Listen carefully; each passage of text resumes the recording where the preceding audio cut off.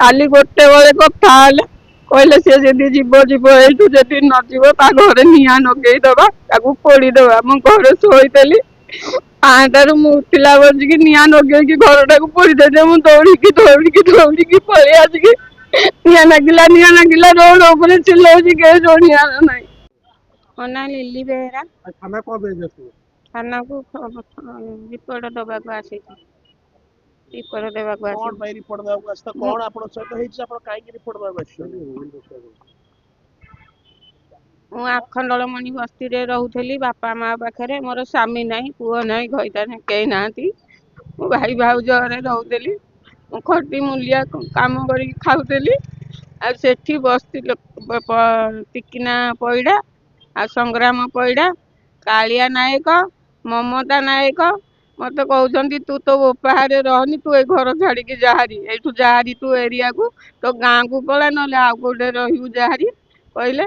ମୁଁ ଏଇଠୁ କହିଲି ମୁଁ କାହିଁ ମୋ ବୋପାରେ ଅଛି, ମୋ ବାପାକୁ ଦେଖା ଯାଉନି, ଅନ୍ଧ ବୁଢା, ସେ କୋଉଠୁ ଖାଇବ କଣ କରିବ, ମୋ ବୋପାକୁ ମୁଁ ଆଣିକି ଦେଇ କରୁଛି, ଇଏ କରୁଛି, ଦେଖୁଛି ନା ନାଇଁ ତୁ ଏଇଠୁ ଯାହାରି। ମତେ ଧମକ ଦେଲେ। ମୁଁ କହିଲି ମୁଁ ଯିବିନି ବୋଲି। କାଲି ଗୋଟେ ବେଳେ କଥା ହେଲେ କହିଲେ ସିଏ ଯଦି ଯିବ ଯିବ ଏଇଠୁ ଯଦି ନ ଯିବ ତା ଘରେ ନିଆଁ ଲଗେଇଦବା ତାକୁ ପୋଡିଦବା। ମୁଁ ଘରେ ଶୋଇଥିଲି 5ଟାରୁ ମୁଁ ଉଠିଲା ବସିକି ନିଆଁ ଲଗେଇକି ଘରଟାକୁ ପୋଡିଦେଲି। ମୁଁ ଦୌଡ଼ିକି ପଳେଇ ଆସିକି ନିଆଁ ଲାଗିଲା ରୋଡ ଉପରେ ଚିଲ୍ଲଉଛି କେହି ଶୁଣିବାର ନାହିଁ। ମୁଁ ମତେ ଯାହାହେଲେ ଇଏ କରନ୍ତୁ। କେତେବେଳେ ନିଆଁ ଲଗେଇଲେ? ନିଆଁ ଲଗେଇଲେ କେତେ 6ଟା ଭୋର 6ଟାରୁ ଲଗେଇଲେ। କାଲି ଧମକ ଦେଇଥିଲେ ଆଜି ନିଆଁ ଲଗେଇଲେ? ହଁ କାଲି ଗୋଟେ ବେଳେ ଧମକ ଦେଇଦେଲେ। ସେ କଣ ତ ତମକୁ ଧମକ ଦେଲେ?